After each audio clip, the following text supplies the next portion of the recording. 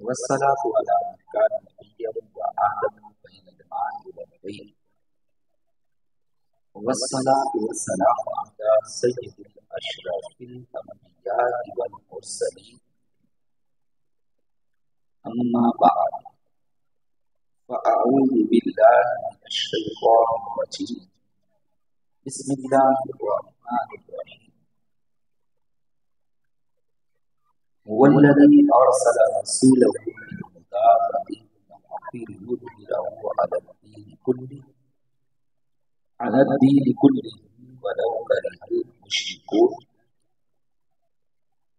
क़ाल अल्लाहु तबारक व तआला फ़िल क़ुरआनिल मजीद व रफ़अना लका ज़िक्रक सदक़ल्लाहुल अज़ीम।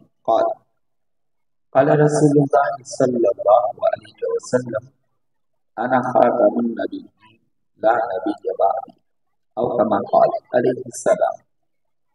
क़ाल रसूलुल्लाहि सल्लल्लाहु अलैहि वसल्लम मन सब्बा नबिय्यन फ़क़्तुलूहु औ कमा क़ाल अलैहिस्सलाम।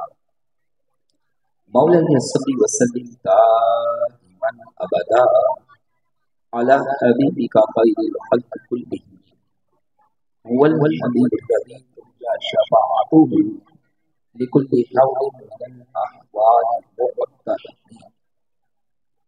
या रब्बी बिल मुस्तफ़ा बल्लिग़ मक़ासिदना वग़फ़िर लना मा मज़ा या वासिअल करम। सुम्मा रिदा अन अबी बकर व अन उमर व अन अली व अन उस्मान बिल करम। नबियुनल आमिरुन नही फला अहदुन अबर्र फी क़ौली ला मिन्हु वला नअमी।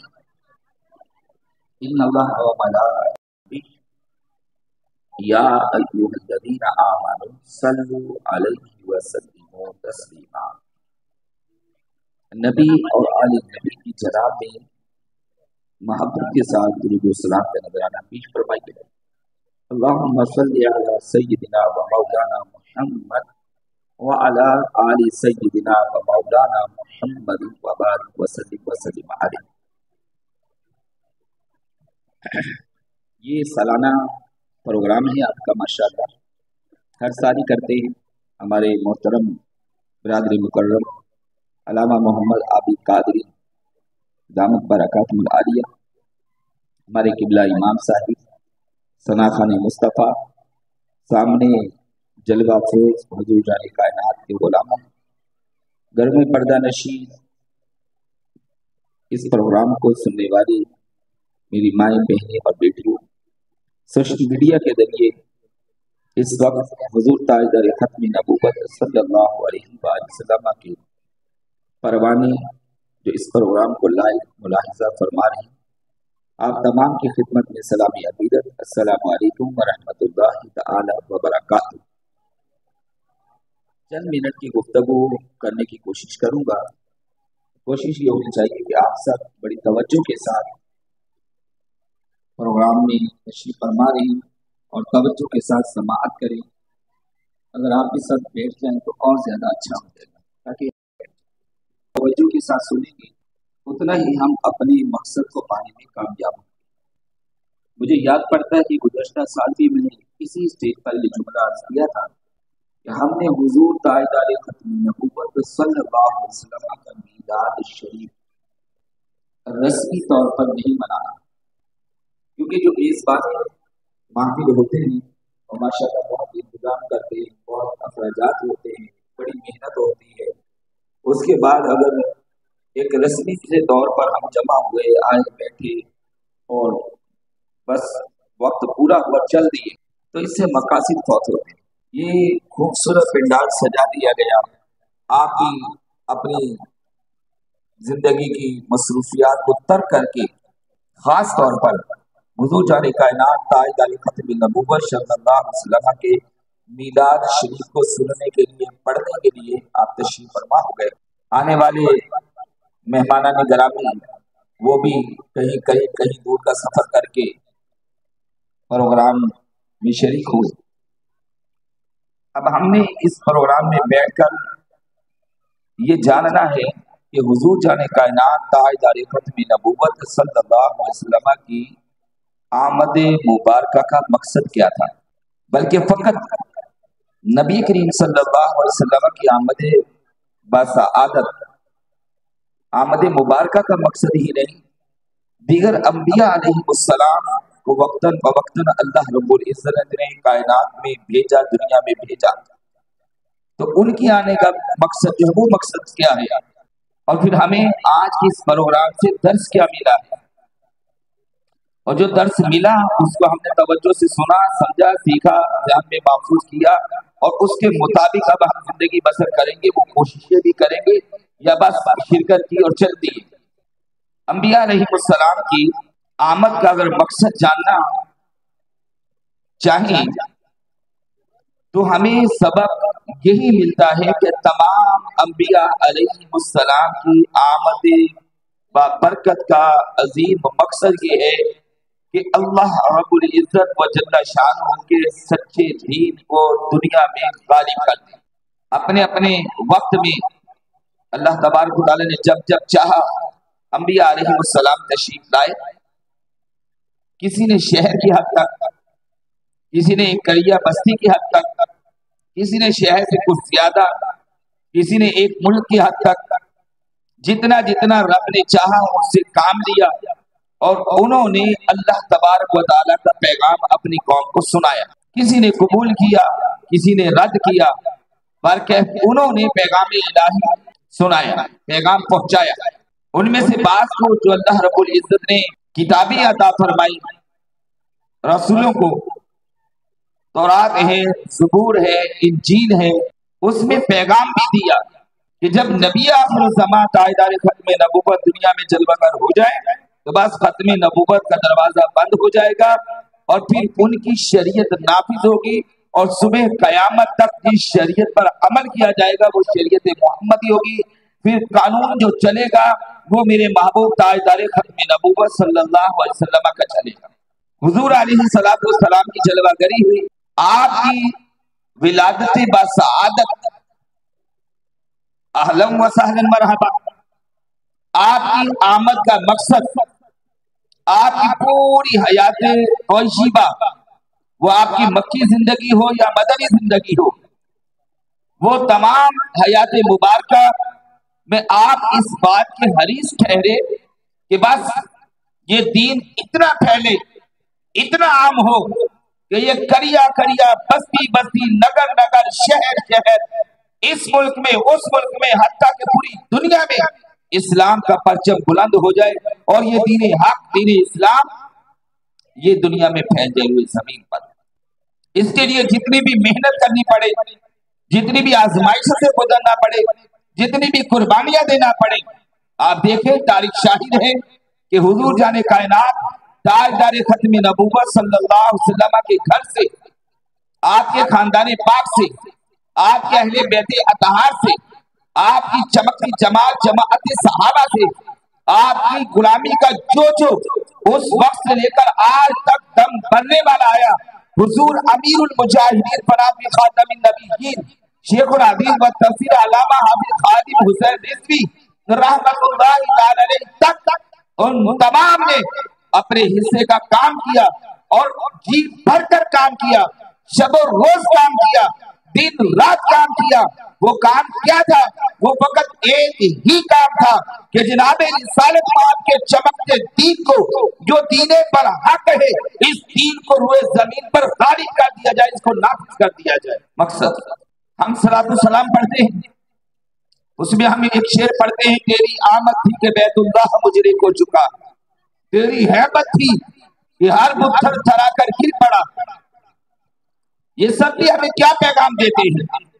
कि हुजूर नबी करीम सल्लल्लाहु अलैहि वसल्लम जब दुनिया में जलवा कर हुए, वक्त गुजरा, कलमा इलाहा बुलंद हुआ, वो काबतुल्लाह शरीफ के दरो दीवार पर जो बुत लटके हुए थे, आप रहमत वाले आका जिन्हें कुरान रहमतुल लिल आलमीन कहता है, ये रहमत वाले आका और इस रहमत वाले आका के गुलामों ने उन बुतों को तोड़ दिया, पाश पाश कर दिया, टुकड़े टुकड़े कर दिया और उसे जमीन पर गिरा दिया।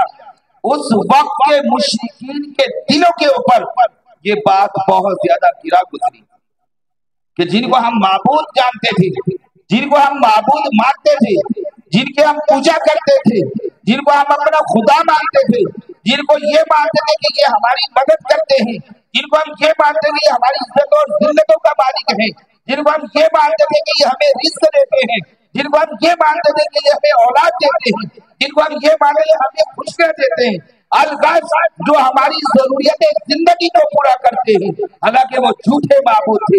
ये क्या बात है? ये कैसा नबी आया है? ये कैसा बंदा खुदा है कि इसने आकर के ऐसा हुक्म दिया है और ऐसा दीन लेकर के आ गया है कि जब उस दीन को नाफिज करने की बात आई, इसने वो अरसा दराज से लगे हुए दीवारे काबा के साथ लटके हुए बुत जो है हमारे इन बुतों को इसने तोड़ दिया, खत्म कर दिया। बात यही खत्म नहीं हुई। उस वक्त जो गुलामी की जिंदगी बसर कर रहे थे, उन्हीं में से एक चमक का नाम हजरत बिलाल हबशी रज़ी अल्लाह ताला अन्हु का। ये दीन जब आया, ये दीन जब फैलने लगा, इस सच्चे दीन के जब असरार नमूदार होने लगे, ये दीन जब दुनिया पर जाहिर होने लगा, इसकी चमक से, इसकी दमक से, इसकी इज्जत से, इसके वकार से, इसकी हैबत से, इसकी ताकत से ये असरात देखने को मिले कि जालिमों के जुल्म के दरवाजे बंद होने लगे। वो जो गुलामी की जिंदगी बसर कर रहे थे, उनकी गुलामी की जंजीरें टूटने लगी और उन्हीं में से एक चमकता नाम हजरत बिलाल हबशी रज़ी अल्लाह ताला अन्हु का है। आए बिलाल, हाजिर हुए, आपको अल्लाह के नबी ने काबतुल्लाह शरीफ की छत पर चढ़ा दिया। बुत टूट चुके हैं, बिलाल रज़ी अल्लाह ताला काबे की छत पर है। मुशरिकीन मक्का कहते हैं कि इससे बढ़कर कोई दिन हमारे लिए जिल्लत और रुसवाई का नहीं था, जितना बड़ा जिल्लत और रुसवाई का ये दिन था कि जब एक गुलाम हमारे बुतों को तोड़ते हुए, हमारे बुतों को जमीन बोझ करते हुए, उसके बाद काबतुल्लाह शरीफ की छत पर चढ़ गया। ये गोया के मुशरिकीन मक्का के लिए सबसे ज्यादा जिल्लत और रुसवाई का दिन। बड़े बड़े सरदार थे, बड़े बड़े नामवर थे, बड़े बड़े ताकतवर थे, बड़ी बड़ी अफराधी कुव्वत उनके पास थी, माली कुव्वत उनके पास थी और तरह तरह की आसाइशें आराइशें उनके पास थी। लेकिन प्यारे नबी ताजदार खत्म नबुव्वत सल्लल्लाहु अलैहि वसल्लम जब दुनिया में जलवा कर हुए, उन्होंने इन तमाम कुव्वतों को पाश कर दिया। ये है नबी दो आलम सल्लल्लाहु अलैहि वसल्लम की आमद मुबारका का मकसद। मकसद क्या? कि अल्लाह रब्बुल इज्जत के चमकते दीन को नाफिज करना है, चमकते दीन को गालिब करना है, चमकते दीन के पैगाम को फैलाना है, सुनाना है और इस दीन की तरफ दुनिया को माइल करना है। जो अमन से मान जाए बहुत अच्छी बात है, उसे अमान दी जाए, और जो इससे टक्कर ले तो फिर उसके खिलाफ आलम जिहाद बुलंद करते हुए उसके खिलाफ किताल करना है। अलगर्ज इस्लाम में जितनी भी कुर्बानी देना पड़े वो कुर्बानियां देते हुए इस चमकते दीन को नाफिज करना है। अब हम थोड़ा सा एहतसाब करते हैं कि ये पाकिस्तान हमारा प्यारा वतन है, हम इस वतन से मोहब्बत करते हैं। हम अहले सुन्नत से बढ़कर कोई ऐसी तंजीम नहीं होगी जो इस वतन से हमसे ज्यादा वफा करने वाली हो, हमसे ज्यादा मोहब्बत करने वाली हो। ये वतन से मोहब्बत का दावा इसलिए है कि ये वतन हमारे बुजुर्गों ने बनाया है, हमारे बड़ों ने बनाया है, हमारे उलमाए अहले सुन्नत का इसके बनाने में बड़ा किरदार है। इसके पीछे बड़ी उनकी कुर्बानियां हैं, बड़ी इसके पीछे मुहिम चली है। जब ये वतन अजीज पाकिस्तान हमें अता हो गया 27 रमजान मुबारक को, 14 अगस्त 1947 को ये भारत वजूद में आ गया। इस वतन से उस वक्त से लेकर अब तक अहले सुन्नत व जमाअत की बहुत ही ज्यादा मोहब्बत है। इसीलिए लोग हमें बड़ा आसानी से कह देते हैं ये सारे लोग तो बड़े पुरअमन है। हम इस माना में भी पुरअमन है कि हम इस वतन से मोहब्बत करते हैं, लेकिन साथ साथ हुजूर अमीरुल मुजाहिदीन रहमतुल्लाह अलैह फरमाया करते थे कि हम पुरअमन जरूर हैं मगर हम गैरतमंद भी है। हम बेगैरत नहीं है, हम गैरतमंद कौम है। गैरतमंद है और गैरत के तकाजे हैं कि दीन इस्लाम की सरबुलंदी के लिए, दीन की सरहदों पर पहरेदारी के लिए, नामूस रिसालत और अकीदा खत्म नबूवत की हिफाजत के लिए, कुरान अजीम की हुर्मत के लिए, मसाजिद और मदारिस को आबाद करने के लिए, इस रुए जमीन पाकिस्तान पर काला कार रसूलुल्लाह के दीन को आम करने के लिए, रसूलुल्लाह जाने कायनात ताजदार खत्म नबूवत सल्लल्लाहु अलैहि वसल्लम का मिलाद शरीफ बनाने के लिए हम जो है पूरी गैरत ईमानी का हर महाज पर मुजाहिरा करेंगे। बोला हमने गुलशन के तहफ्फुज़ की कसम खाई है। हमारे दिल में इस वतन की बड़ी मोहब्बत है, इसकी मिट्टी से प्यार है, इसकी मिट्टी से हमारे बुजुर्गों ने वफा की है।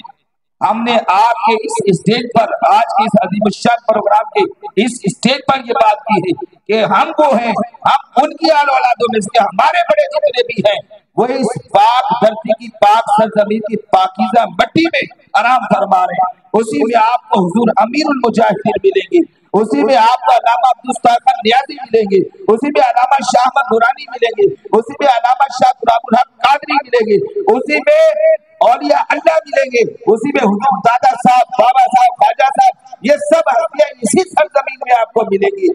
और बहुत सारे ऐसे अल्लाह के नेक बंदे ये जो इस मिट्टी से वफा करते करते, इस पाकिस्तान की फिजा से प्यार करते करते, इसकी सरहदों की हिफाजत करते करते, इस पाक सरजमीन के गुण गाते गाते अपने मदारात कुर्बान में वो तशरीफ ले गए और हमारा भी इंशाअल्लाह यही हाल होगा।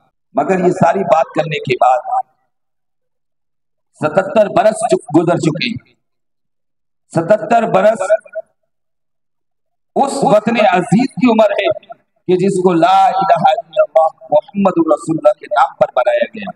याद रखिए पूरी रुए जमीन पर 2 रियासतें ऐसी हैं कि जिनको दीन के नाम पर, इस्लाम के नाम पर, कलमे के नाम पर बनाया गया। एक रियासत मदीना है और दूसरी रियासत पाकिस्तान है। ये वो बातें हैं जो हम अपनी आल औलाद, अपनी नस्लों को समझाएं कि ये पूरी कायनात में 2 ही रियासतें हैं जो दीन के नाम पर, कलमे के नाम पर, मजहब के नाम पर बनी है। एक रियासत मदीना बनी है और वो दूसरी रियासत पाकिस्तान बनी है। मगर सवाल ये है कि जिसके पीछे लाखों लाख कुर्बानियां हो और जिसकी जमीन पर हर मोहल्ले, हर गली, हर दूसरे घर, पूरे पाकिस्तान में मिलाद मुस्तफा सल्लल्लाहु अलैहि वसल्लम पढ़ा जाता हो, घरों को सजाया जाता हो, परचमे मुस्तफा लहराया जाता हो, गुलामी रसूल का नारा लगाया जाता हो, रसूलुल्लाह से मोहब्बत का, इश्क का, प्यार का इजहार किया जाता हो, घर घर महाफिल का इनेकाद किया जाता हो, मदारिस और मसाजिद, मदारिस दीन जिसमें आबाद हो, काला काले रसूलुल्लाह का दर्स भी जिसमें आम हो रहा हो, 90% मुसलमान कमो बेच जिस वतन अजीज में आबाद हो, फिर ये क्या बात है जो उस सरजमीन पाकिस्तान पर प्यारे नबी सल्लल्लाहु अलैहि वसल्लम के चमकते निजाम का निफाज ना हो। हम फिर कहते हैं कि पूरे पाकिस्तान में कराची से लेकर कश्मीर तक एक बालिश जगह भी ऐसी नहीं है कि जहां पर निजाम मुस्तफा सल्लल्लाहु अलैहि वसल्लम नाफिज हो। हम जिस नबी का मिलाद शरीफ पढ़ रहे हैं उस नबी का बयानिया क्या है, उस नबी के नाम लेवाओं का बयानिया क्या है? हमारा बयानिया ये है, हम मुसलमानों का, हम गुलामान रसूल का, हम मिलादियों का बयानिया ये है।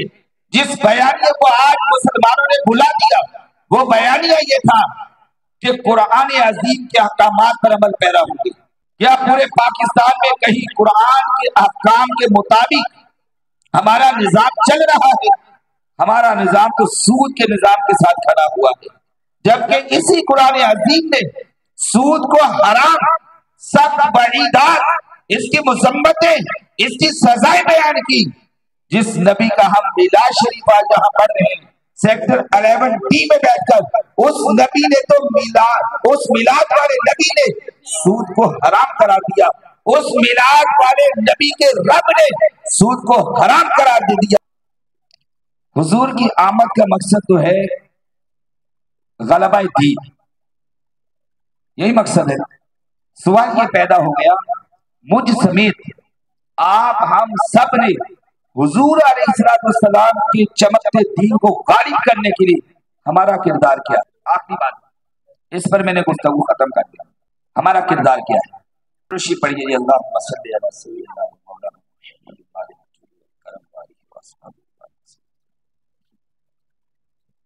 प्यारे नबी सल्लल्लाहु अलैहि वसल्लम जिसके आप उम्मती उनके हम उम्मती हैं। तो इसी तरीके से हमें कोशिश करनी होगी कि हम अपने दीन की तरफ पलट करके आए, निज़ाम मुस्तफ़ा की तरफ पलट करके आए और उस निज़ाम के गलबे के लिए अपने हिस्से का हम काम करें। जब हम काम करेंगे इंशाअल्लाह जिंदगी हमारी अच्छी होगी, निज़ाम अच्छा होगा, वतन में खुशहाली, तरक्की, उरूज, कामयाबी उसी सूरत में है कि जब हम अल्लाह और उसके रसूल के फरमान के मुताबिक चलेंगे। वमा अलैना इल्लल बलागुल मुबीन। जनाब मोहम्मद इश्तियाक जलाली आप तशरीफ लाएं और अपने जलाल से अवाम के दिलों को मुनव्वर फरमाना। अम्मा बअदु फअऊज़ु बिल्लाहि मिनश शैतानिर रजीम। बिस्मिल्लाहिर रहमानिर रहीम। कुल बिफज़लिल्लाहि व बिरहमतिही फबिज़ालिका फलयफ़रहू। आमनतु बिल्लाहि सदक़ल्लाहुल अज़ीम। इन्नल्लाहा व मलाइकतहू युसल्लूना अलन नबी या अय्युहल्लज़ीना आमनू सल्लू अलैहि व सल्लिमू तस्लीमा। अल्लाहुम्मा सल्लि अला सय्यिदिना व मौलाना मुहम्मदिन व अला आलि सय्यिदिना व अस्हाबि सय्यिदिना व मौलाना मुहम्मदिन व बारिक व सल्लिम। ये दुरूद पाक जो है इस पर तो पाबंदी नहीं है, अगर मुझ पर पाबंदी लग जाए तो मसला नहीं है। मैं तकरीर करने यहाँ पहले भी आया हूँ, आपका माशाल्लाह उस वक्त भी जोश और जज्बा बड़ा अच्छा था। आज भी मुझे अंदाजा है कि मैं आपको वो सबक दे के जाऊंगा कि जो मैं लेके आया हूँ, लेकिन आपके लिए शर्त यह है कि आप बारूद वाले नहीं है, दुरूद वाले हैं। तो फिर दुरूद बुलंद आवाज से पढ़े। सलातो व सलाम अलैका या सय्यदी या रसूल अल्लाह व अला आलिका व अस्हाबिका या हबीब अल्लाह। आमदे मुस्तफा हुई, कुफर रवाना हो गया। आमदे मुस्तफा हुई, कुफर रवाना हो गया। वो जिसके हुजूर हो गए उसका जमाना हो गया। आपने जिस तरह सुभान अल्लाह किया है इस तरह कुफर रवाना नहीं होता। मैं दोबारा पढ़ रहा हूँ, सुभान अल्लाह आखिर तक के नहीं है कि आमदे मुस्तफा हुई, कुफर रवाना हो गया।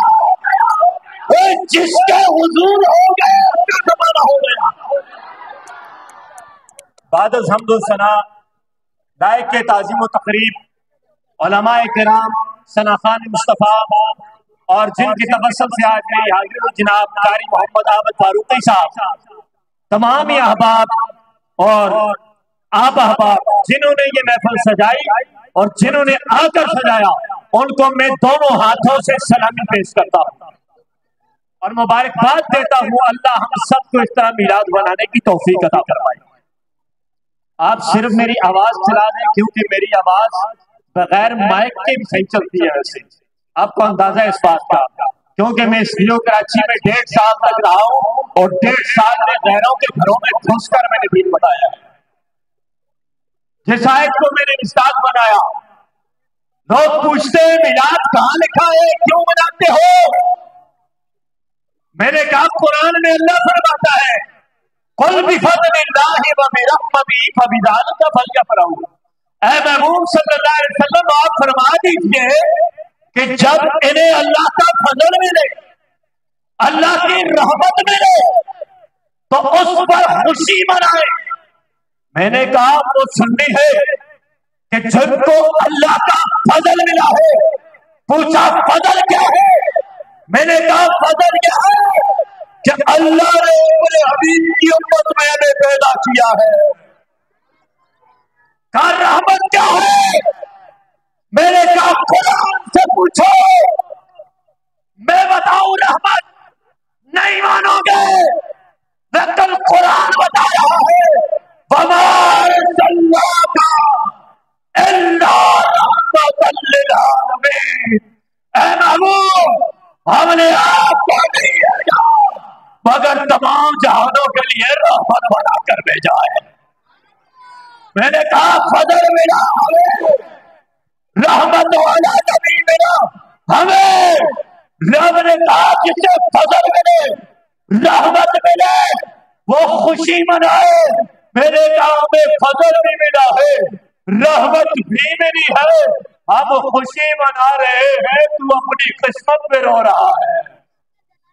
इसलिए कि न तुझे फजल मिला है न रहमत मिली है। और जब हम सरकार दो आलम का मिलाद करते हैं ना, हुजूर की शान बयान करते हैं, कहते हैं मुस्तफा को इतना बुलंद करते हो, खुदा से मिला देते हो। मैंने कहा नादान हम कौन होते हैं मिलाने वाले? कुरान जरा पढ़ लेता तो पता चल जाता कि हम मिला रहे हैं, रब खुद मिल रहा है। हम मिला रहे हैं कि रब खुद मिल रहा है। क्या कुरान में कहा लिखा है? मैंने कहा 15 पारे की सूरत की पहली आयत पर असरा में अपनी रब खुद मेराज की रात जगा के मिलता है, खुद बुला के मिलता है। हम नहीं मिलाते और रब खुद मिला रहा है, खुद मिल रहा है। फिर मुस्तफा को तो रब का शरीक बना देते हो। मैंने कहा नादानो, शरीक आधे का मालिक होता है और मैं उसूल को पूरे का मालिक मानता हूं। ऊंची आवाज से सुभान अल्लाह कहो। आवाज खोल दो क्योंकि इनको आवाज नहीं आती, इसलिए सुभान अल्लाह भी आस्था बोल रहे हैं। मैंने कहा नादानो, हम रब का शरीक माने तो हमारे नबी की शान घटती है, हमारे नबी की शान घटती है। हम रब का शरीक नहीं, रब का हबीब मानते हैं, रब का हबीब मानते हैं। कहा ये कैसी बात है कि शान घटती है? मैंने कहा एक छोटी सी मिसाल देता हूं। एक बंदा हो कि बर्तन की दुकान हो, दो बंदे चला रहे हो, पार्टनरशिप बंदे हो, आधा एक ने लिया हो आधा दूसरे ने। एक बंदा कहे मैं बर्तनों को तोड़ना चाहता हूं, तो दूसरा कहेगा तू आधे का मालिक है, तोड़, आधे अपने इलाका का तोड़। लेकिन बंदा एक ही हो, मालिक, उसका दिल करे तो सारे तोड़ देगा। अगर मुस्तफा शरीक होते, रब के शरीक होते, तो जब आमना के नाम महबूब रब्बुल आलमीन ने कहा या अल्लाह चांद तोड़ना चाहता हूं, रब कहता तू शरीक है, हबीब नहीं, बल्कि रब ने कहा महबूब तोड़ के रख दे, तू शरीक नहीं है, हबीब है। तू शरीक नहीं, हबीब है। मैंने कहा नादानो, तुम्हें क्या पता मुस्तफा की शान का? अल्लाह ने तो फरमाया जिक्र, कि मैं इसके जिक्र को बढ़ाऊंगा।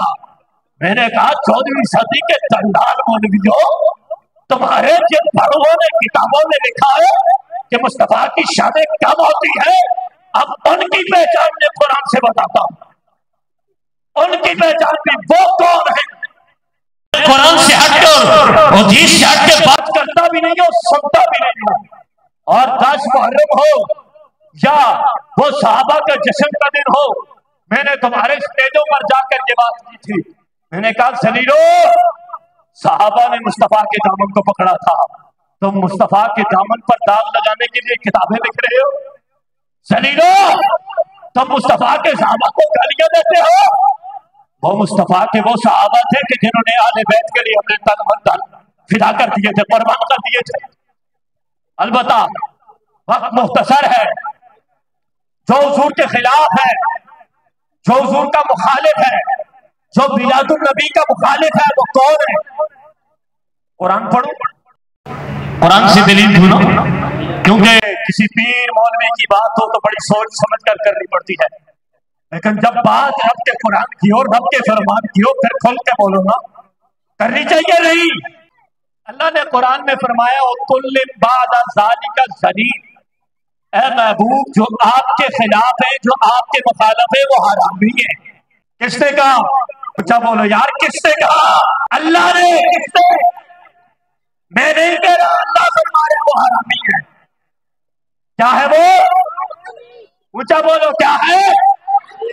ऊंचा बोलो यार, पता नहीं है क्या है। मैंने कहा जो मिलाद मुस्तफा की मुखालफत करता है वो असल में मिलाद की मुखालफत नहीं करता, वो नबी की मुखालफत करता है। हम ये जिक्र जो कर रहे हैं, ये जिक्र भी और ये फिक्र भी जो है ना, ये मिलाद मुस्तफा है। हम जिसका जिक्र कर रहे हैं, जिसकी फिक्र को बयान कर रहे हैं, वो हमारा नबी है, उसकी शान कुरान में है। मैंने पूछा, ओ मुल्ला अशरफ अली थानवी दल्लाले और राशियों का सबसे बड़ा इमाम खमैनी दल्लाल जब अपनी किताब कश्फुल शरार के अंदर जब बात लिखता है अबू बकर काफिर है, उमर काफिर है, मैं पूछता हूँ सदियों जब 10 मुहर्रम आता है, इनकी शुरा की मजलिस होती है, तुम क्यों मर जाते हो? इनके गिरबान पकड़ लिया करो। लेकिन आज लोग कहते हैं बात नहीं करो किसी के खिलाफ, आपको मार दिया जाएगा। मैंने कहा मरना तो वैसे ही है मुझे, मरना तो वैसे ही है मुझे, लेकिन अपने नबी की शान पर पैरा देता हुआ मरो तो कैसे मजे की मौत होगी, कैसे मजे की मौत होगी। मुझे बोला गोली मार देंगे, मैंने कहा गोला मारोगे नहीं लगता, अटकड़ी लगा देंगे, मैंने कहा अटकड़ा लगा नहीं लगता, कहा तुझे बोटी बोटी कर देंगे, मैंने कहा नहीं लगता, बोटी बोटी करके छोड़ोगे, सदा एक ही आएगी, या रसूल अल्लाह, या रसूल अल्लाह, या रसूल अल्लाह। बुलंद आवाज से कहो सुनियो, या रसूल अल्लाह, या रसूल अल्लाह। मैं आगे जो पढ़ने जा रहा हूँ वो या रसूल अल्लाह से निस्बत है, या रसूल अल्लाह, या रसूल अल्लाह, या रसूल अल्लाह, या रसूल अल्लाह, या रसूल अल्लाह। तो तेरे नाम पे जा फिदा, ना पे शिक्षा तो जहां फिदा, तो जहां से भी जीना बड़ा, क्या करूं करोड़ों जहां नहीं। आज की महफिल में दो आखिरी बातें करके मैं अपनी बात को खत्म कर रहा हूं। पाकिस्तान की धरती पे जब भी कोई गुस्ताख सर उठाता है, हम सबसे पहले कानून का दामन पकड़ते हैं। पाकिस्तान की सरजमीन पर 3 काम बड़े अहम तरीके से चलते हैं, क्योंकि मैं कानून का दाही नहीं बल्कि कानून का मास्टर पढ़ रहा हूं। इसलिए पहला, कानून को मुत्तले किया जाए, दूसरा पैसा दिया जाए, और तीसरा फिर डंडा दिखाया जाए। हमने कानून को 6 साल तक मुत्तले किया है, हम रिश्वत नहीं देते, और हमारे पास अब डंडा बाकी है, इसको चलाने के लिए जरूरत तुम महसूस करते हो तो हम चला लेंगे। और क्या भी याद रखना, जब हम डंडा चलाते हैं तो उसके ऊपर झंडा भी इस्लामी होता है, उसके पीछे झंडा भी इस्लामी होता है। हम किसी को या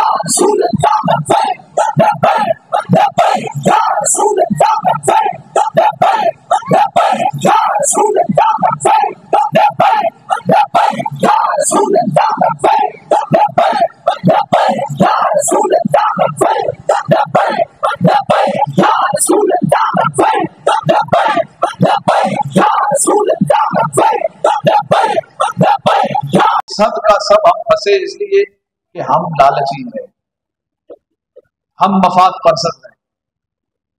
हमने जब भी बात की है, हमने जिनको इख्तियार दिया, हमने जिनको MPA MNA बनाया, हमने जिनको हुकूमत बना के दी, अब हमने बना के दी है ना, हमने जिनको बना के दी वो हमने लालच भी बना के दी। जी हमारा ये गटर नाला ठीक करवाएंगे ना, हमें नौकरी भी लगाएंगे ना, रोजगार का मसला हल करेंगे ना, बिजली का मसला हल करेंगे ना, यही कुछ होता रहा। 76 सालों में यही कुछ हुआ। किसी से पूछे भाई किसको आजमाया, बोला फलां को आजमाया। मैंने कहा फिर दूसरी मरतबा, बोला नाकाम रहा, मैंने दूसरे को आजमा दिया। मैंने कहा फिर, बोला उससे भी नाकाम हो गए, फिर क्या हुआ, बोला तीसरे को आजमाया। मैंने कहा फिर बोला फिर चौथे को आजमाया, नाकाम हो गए तो पांचवें को आजमाया। मैंने कहा फिर 5 को आजमाने के बाद फिर क्या हुआ, ये 76 साल में, बोला फिर बारी लगा। बात समझ गए? फिर बारी, वो पहले को दोबारा आजमाया, फिर दूसरे को दोबारा आजमाया, तीसरे को दोबारा आजमाया, चौथे को दोबारा, पांचवें को दोबारा आजमाया। मैंने कहा फिर क्या हुआ, बस किया, बोला बोला फिर दोबारा आजमाना शुरू, फिर आजमाने पे आ गए, फिर आजमाने पे आ गए।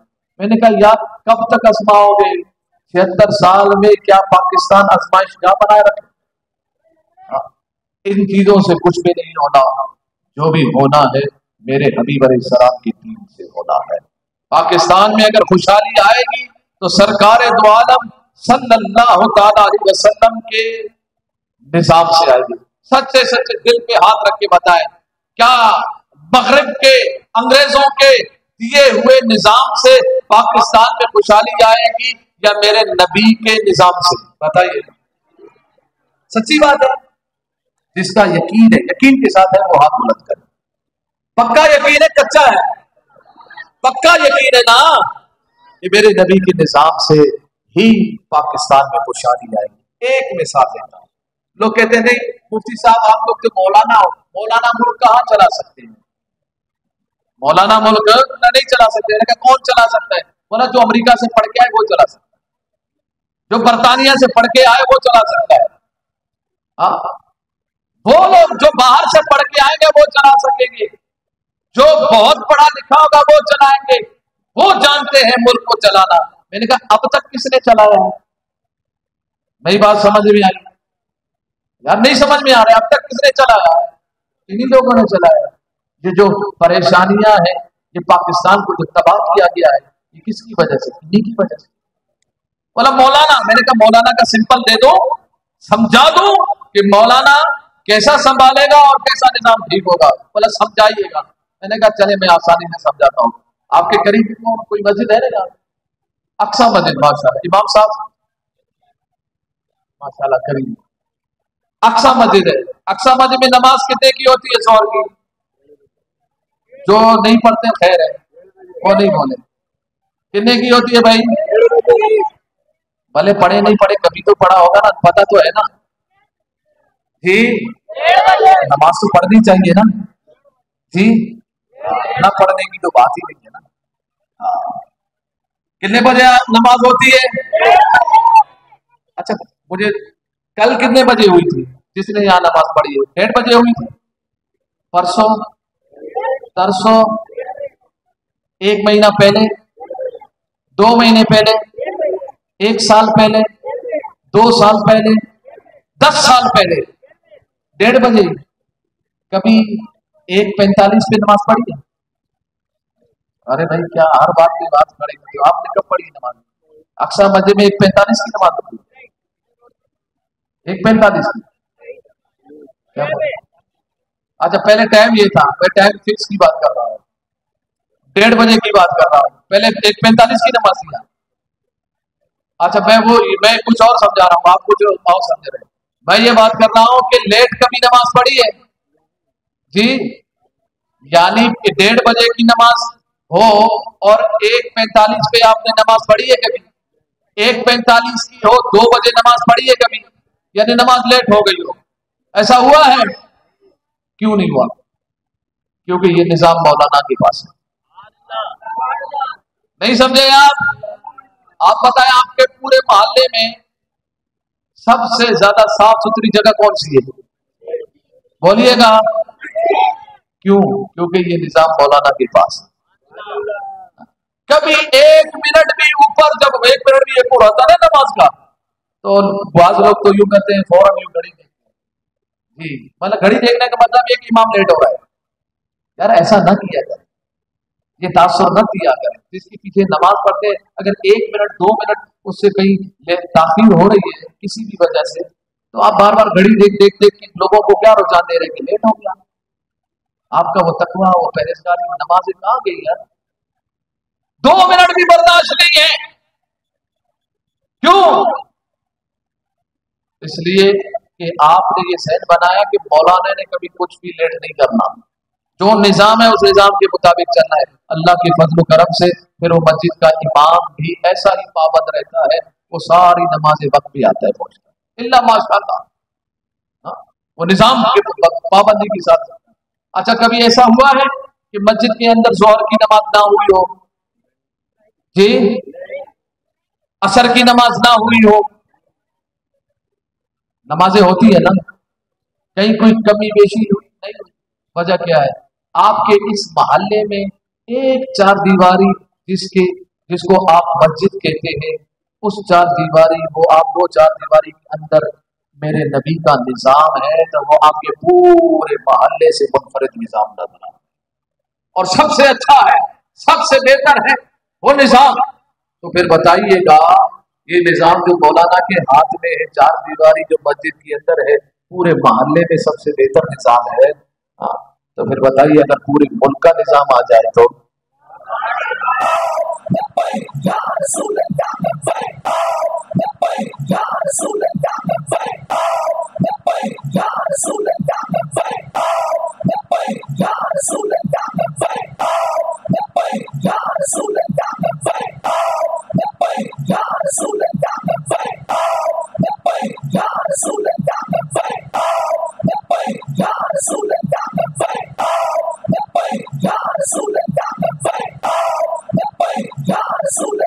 जी व्यवस्था आपने देखा कि इस वीडियो के अंदर मैंने जो है सिलसिले में जो एक कॉन्फ्रेंस की गई थी, उसको जो वीडियो बनाई है। शुक्रिया।